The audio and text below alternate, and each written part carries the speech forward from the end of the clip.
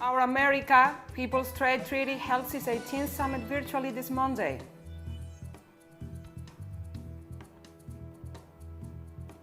The United States Electoral College has formally designated Joe Biden as U.S. President-elect. Iranian President Hassan Rouhani confirmed on Monday that Israel was behind the killing of top nuclear scientist Mohsen Faridazadeh.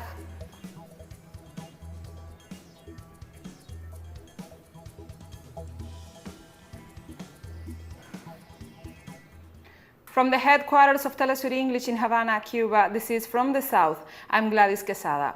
The Bolivarian Alliance for the Peoples of Our America People's Trade Treaty, or ALBA-TCP, held its 18th Summit of Heads of State and Government virtually this Monday. Venezuelan President Nicolás Maduro Moros offered the opening speech of the summit, noting that it was being held on the 16th anniversary of the founding of the bloc by the then presidents of Cuba and Venezuela, Fidel Castro and Hugo Chavez, originally known as the Bolivarian Alternative for the Peoples of Our America. ALBA is a bloc advocating regional integration based on anti-neoliberal solidarity and popular alternative, which over the course of the years has been transformed into an alliance for the unity of Latin America and the Caribbean. The 18th summit saw the welcome reintegration of Bolivia to the alliance. Heads of state and government offer a series of statements and proposals regarding means to activate the different councils of the regional bloc from 2021 onwards, with the objective of advancing a concrete agenda of economic development and social progress. Leaders and delegates also discussed the impact of the COVID-19 pandemic and the cooperation developed between member states to protect their populations and ensure economic recovery.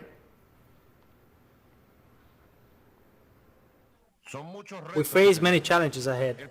The first challenge is to confront, control, and overcome the pandemic. The challenge of the ALBA vaccine, of the vaccination of our people, of the preventive and curative treatments, of the control of the pandemic in the ALBA territory, and with that, of the control of the pandemic in cooperation with all of Latin America and the Caribbean, and with our brothers of the world.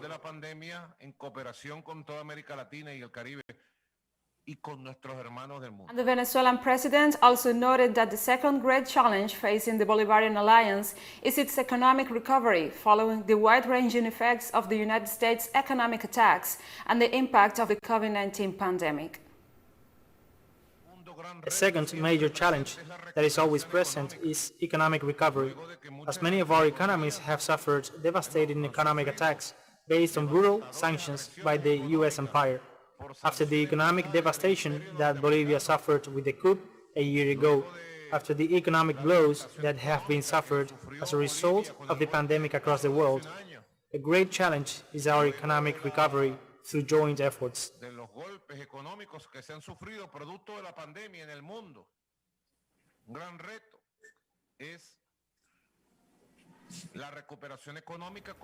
Meanwhile, Cuban President Miguel Díaz-Canel extended his condolences to the Central American nations who were hit by the recent hurricanes Ida and Iota.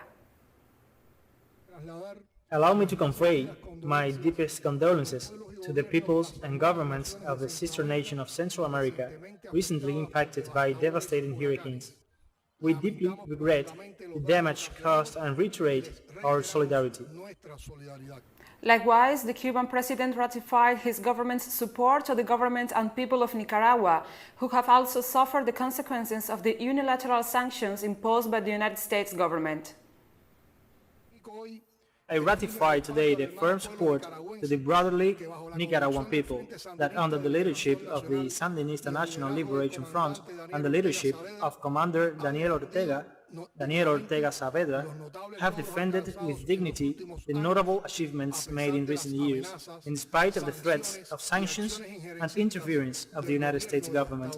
Sandino's homeland can count on the friendship and unconditional commitment of the Cuban people and its revolution under any circumstances. And the president of Bolivia, Luis Arce, ratified the commitment of the Bolivarian people and his government to the principles of the ALBA-TCP as the country returned to the bloc after the de facto government of Janine Áñez forced the exit of the country from the instrument of regional integration. On October 18, as everyone knows, the Bolivian people at the polls put an end to the neoliberal and fascist coup, and in our country the time for the recovery of democracy, hope, dignity, and the integration of peoples returned. We returned to the ALBA-TCP, and now we reaffirm our commitment to its principles of solidarity, cooperation, complementarity, mutual respect for the sovereignty of our countries, justice, equity, respect for cultural diversity, and harmony with nature, which position it as a reference and fundamental instrument for revolutionary and progressive process in the world.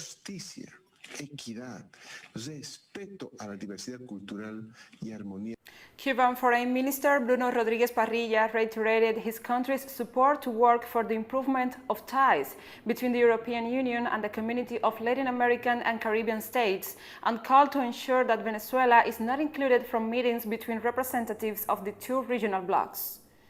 Through his Twitter account, the foreign minister noted that he had participated in the informal ministerial meeting of the European Union with Latin American and the Caribbean that was held in a virtual format. He also said that he had reiterated the importance of safeguarding the select European Union mechanism and of preventing the exclusion of countries in the area, such as Venezuela. And we'll be right back after this very short break, so don't go away.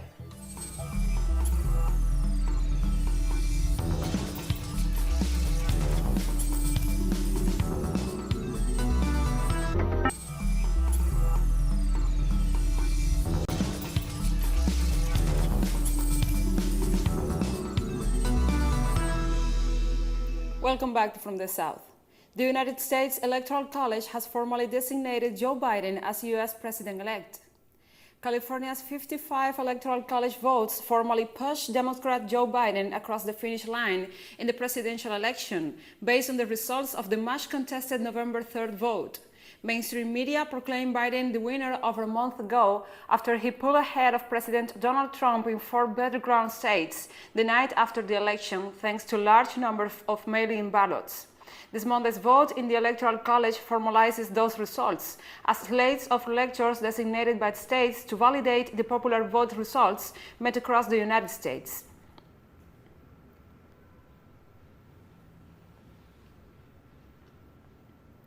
And addressing the nation this Monday evening after the Electoral College formalized his victory over President Donald Trump, albeit closing the door on any efforts to overturn the result of the 2020 election, President-elect Joe Biden appealed to U.S. citizens to turn the page and unite.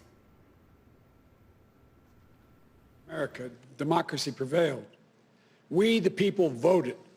Faith in our institutions held. The integrity of our elections remains intact. And now it's time to turn the page, as we've done throughout our history, to unite, to heal.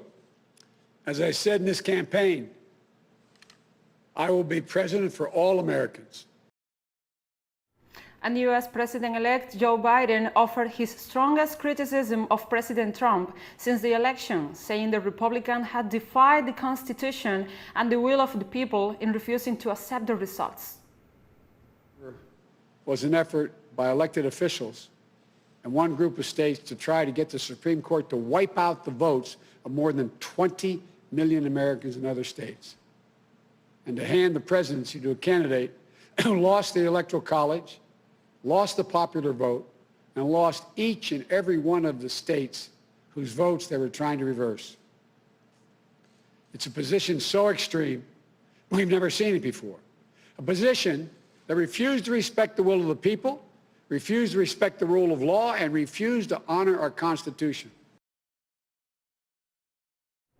And U.S. Attorney General William Barr said on Monday he will step down next week, shortly after the Electoral College confirmed President Donald Trump's loss to Democratic President-elect Joe Biden. Barr said he will leave office on December 23rd. Deputy Attorney General Jeff Rosen will take over as an acting Attorney General after Barr's departure. Trump said via Twitter, "Our relationship has been a very good one. He has done an outstanding job," regarding Attorney General Barr.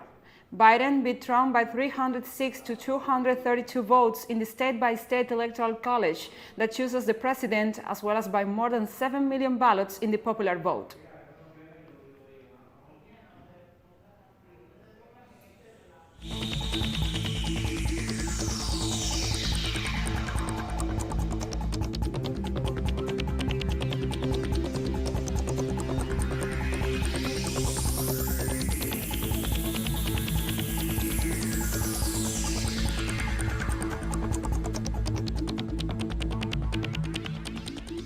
The World Health Organization announced on Monday that it was aware of a new strain of the coronavirus reported in about 1,000 people in the United Kingdom, and noted it was working with British and other health authorities to assess if the reported mutations might change how the virus was behaving. We've seen many variants, as we've always said here.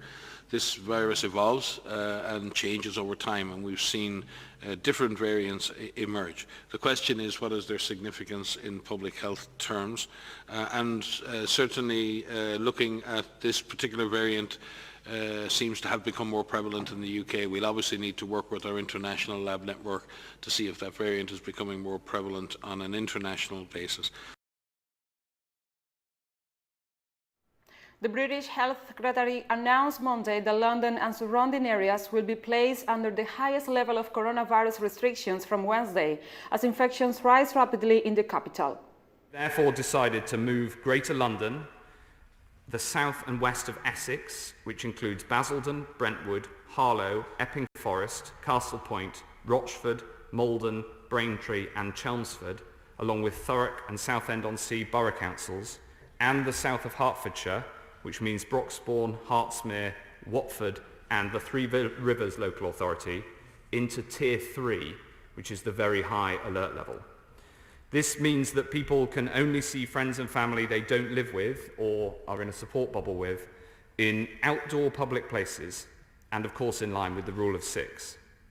Hospitality settings must close except takeaway and delivery, and people should avoid travelling outside their area and reduce the number of journeys they make wherever possible. Mr. Speaker, these restrictions will come into force at midnight on Wednesday morning, because when the virus moves quickly, we must move quickly too, and we must take the actions that are not necessarily easy, but are effective.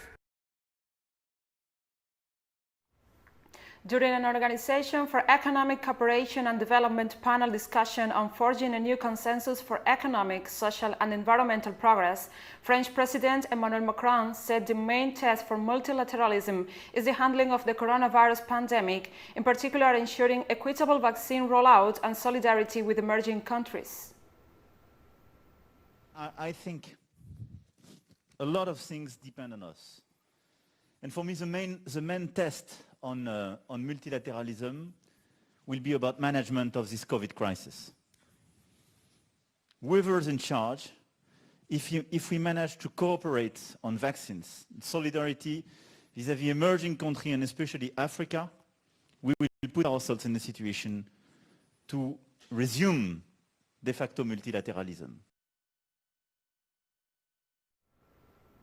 And we have more news coming up after a final short break, so stay with us.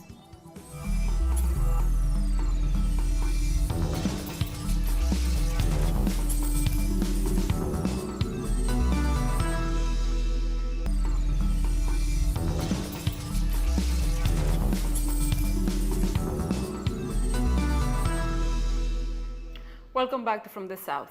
President Hassan Rouhani said Iran will not accept any preconditions in returning to the nuclear deal it signed with world powers and will not negotiate its missiles program or regional activities. The United States and European powers have said in recent weeks they remain committed to revitalizing the nuclear deal formerly known as the Joint Comprehensive Plan of Action, which outgoing U.S. President Donald Trump unilaterally abandoned in 2018. However, they said they expect Iran to negotiate on its contentious missiles program and its support to proxies in the region, which the US and Europe maintain is destabilizing the Middle East.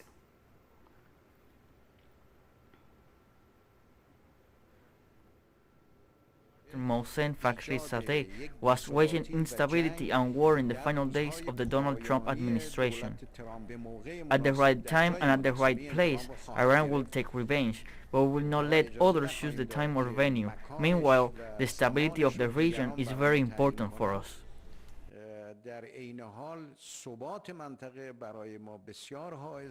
And the Trump administration on Monday imposed sanctions on its NATO ally Turkey over its purchase of a Russian air defense system in a striking move against a longtime partner that sets the stage for further confrontation between the two nations as President-elect Joe Biden prepares to take office. The extraordinary step against a treaty ally comes at a delicate time in relations between Washington and Ankara, which have been at odds for years over Turkey's acquisition from Russia of the S-400 missile defense system, along with Turkish actions in Syria, the conflict between Armenia and Azerbaijan, and in the eastern Mediterranean.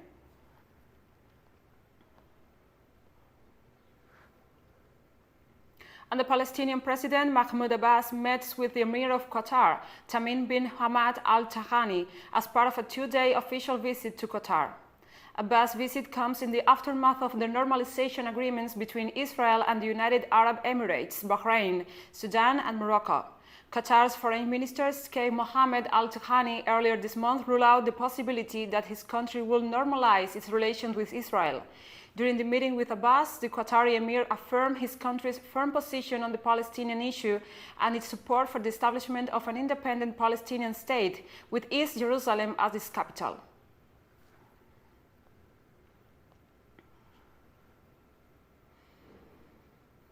South African President Cyril Ramaphosa announced a stricter curfew and the closure of non-essential establishments after 10 p.m. to calm the outbreak of new cases linked to a second wave of the coronavirus pandemic. The relative number of confirmed coronavirus cases in our country today stands at 866,127,000. We're getting very close. The hours of the curfew will be longer, starting at 11 p.m. and ending at 4 a.m. Delivering his annual State of Nation address to Parliament, President of the Democratic Republic of Congo, Felix Tshisekedi, stated that the country needs a government of sacred unity. The supporters of the president's rival and predecessor Joseph Kabila of the Common Front of Congo, which holds more than 300 and 500 seats in the National Assembly, have accused Tshisekedi of breaching the constitution after announcing he will dissolve the ruling government coalition. Tshisekedi took over from Kabila in January 2019 in the country's first peaceful transition of power since independence from Belgium in 1960.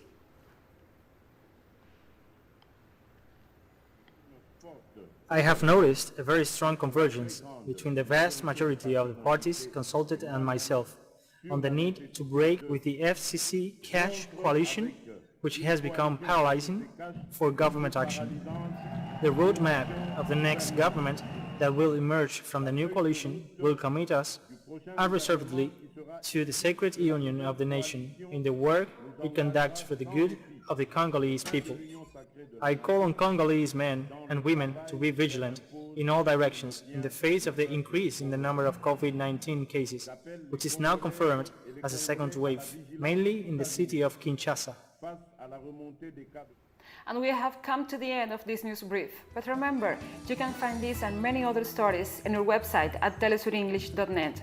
Also, if you feel so inclined, please join us on social media, Facebook, Twitter, Instagram and Telegram. For TeleSUR English, I'm Gladys Quesada. Thank you for watching.